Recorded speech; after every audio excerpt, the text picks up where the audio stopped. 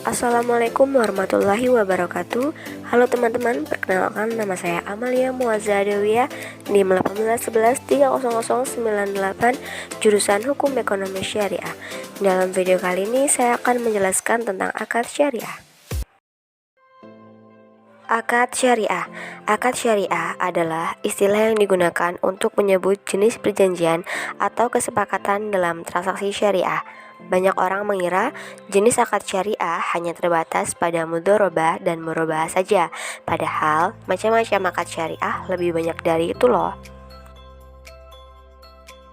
Untuk akad yang pertama, ada yang namanya murabahah. Murabahah adalah akad transaksi di mana penjual menyatakan harga beli produk kepada pembeli dan pembeli membeli dengan harga lebih sebagai perolehan laba penjual.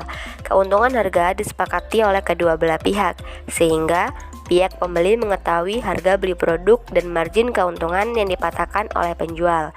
Contoh, penerapan akad murabahah pada kredit rumah syariah, pembelian aset bangunan, pembiayaan kendaraan bermotor, dan investasi lainnya. Akad yang selanjutnya ada yang namanya mudharabah.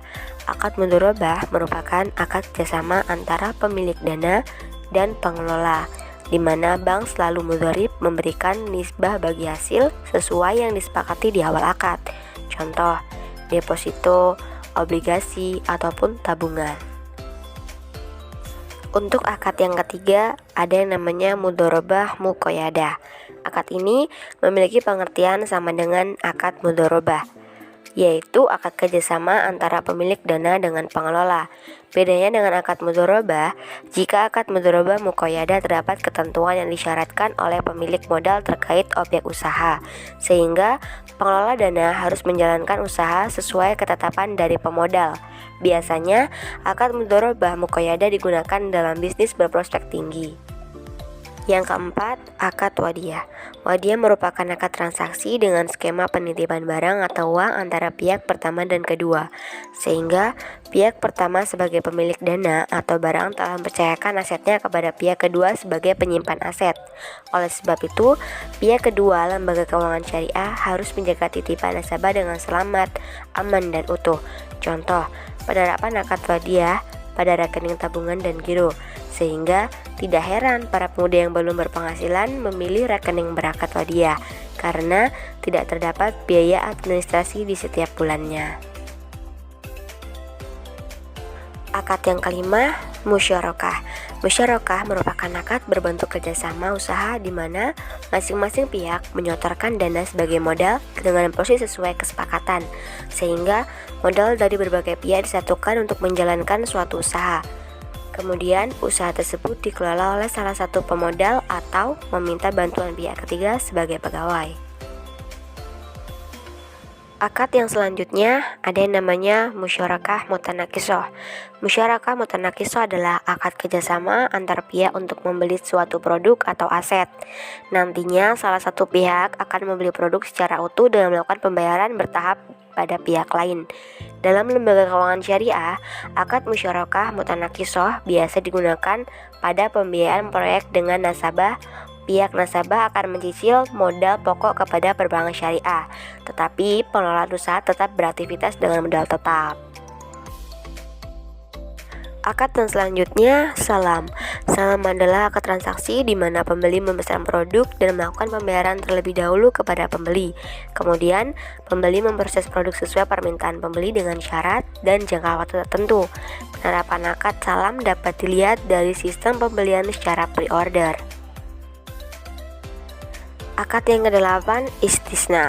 Istisna yaitu jual beli produk dengan sistem pemesanan terlebih dahulu kepada penjual berdasarkan syarat dan kriteria tertentu.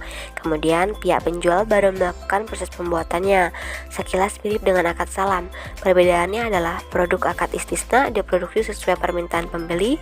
Dalam penerapan akad istisna, penjual harus melakukan proses pemesanan produk sesuai kesepakatan dengan pembeli. Produk yang dihasilkan juga harus sesuai dengan apa yang dijanjikan di awal. Biasanya akad ini terjadi pada pemesanan barang dalam jumlah besar, seperti souvenir. Akad ke-9, ijaroh. Ijaroh, pembiayaan dengan sistem sewa antara kedua belah pihak disebut sebagai akad ijaroh. Salah satu pihak sebagai penyewa membayar kepada pihak lain atau pemilik produk untuk mendapatkan manfaat atau hak guna atas produk yang dipinjam tanpa memindahkan kepemilikan barang tersebut. Akad yang ke-10, ijaroh muntayyah bitamlik. Berbeda dengan akad ijaroh muntayyah bitamlik adalah jenis akad syariah di mana penyewa membayarkan sejumlah dana untuk memperoleh manfaat atas produk tersebut. Tetapi, pihak penyewa dapat mengambil opsi pemindahan hak milik produk tersebut di akhir transaksi. Contoh, nasabah membayar angsuran sewa beserta cicilan pokok sebuah rumah. Pada akhir perjanjian, pihak penyewa berkesempatan untuk membeli rumah tersebut dengan membayar harga lebih rendah atau sisa dari angsuran awal. Akad yang ke-11 ada yang namanya wakalah.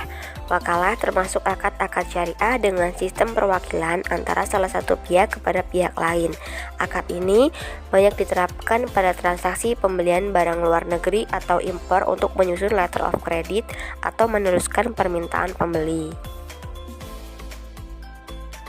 Akad ke-12 yaitu kafalah. Kafalah yaitu akad penjaminan salah satu pihak kepada pihak lain. Penerapan akad kafalah biasa dijumpai pada pembelian produk beserta garansi. Pada bidang jasa, akad ini digunakan dalam menyusun garansi atau suatu proyek, advance payment bond hingga partisipasi dalam tender. Akad ke-13, hawalah. Akad ini merupakan perjanjian atas pemindahan utang piutang dari suatu pihak ke pihak lain. Contoh penerapannya pada layanan post-death check pada perbankan syariah. Pihak lembaga keuangan syariah memberikan kesempatan kepada nasabah untuk menjual produknya kepada pembeli lain dengan jaminan pembayaran berbentuk giro mundur. Akad ke-14, ran. Ran merupakan perjanjian dalam pegadaian suatu barang atau aset dari pihak satu kepada pihak lain. Jadi, nasabah meminjam uang kepada lembaga keuangan syariah dengan memberikan jaminan berupa aset atau barang berharga. Tetapi, pihak perbankan syariah hanya membebankan biaya pemeliharaan aset kepada nasabah. Nah, akad yang terakhir nih yaitu qard.